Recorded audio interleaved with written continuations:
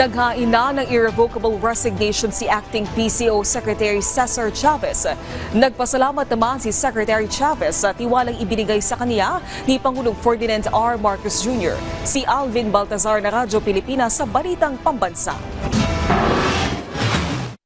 Nagsumite ng kanyang irrevocable resignation si Acting PCO Secretary Cesar Chavez. Sa statement na inilabas ni Chavez, napagalamang February 5 pa nito isinumite ang pagbibitiw. Nakapaloob sa inilabas na pahayag ni Secretary Chavez na aalis siyang may pangihinayang gayong sa kanyang palagay-anya ay hindi niya lubos na natugunan ang inaasahan sa kanya.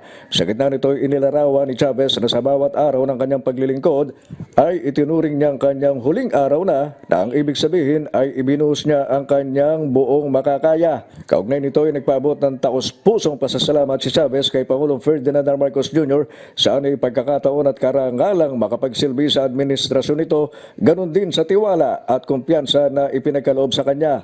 Sinabi ni Chavez na mananatili siya hanggang February 28 sa PCO o maaaring mas mapaaga pa at ito'y sa sandaling makakuha na ang palasyo ng kanyang kapalit sa PCO.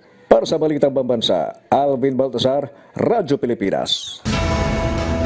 Mula po sa PTV, maraming salamat po Secretary Chavez sa inyong paglilingkod sa ating mga kababayan.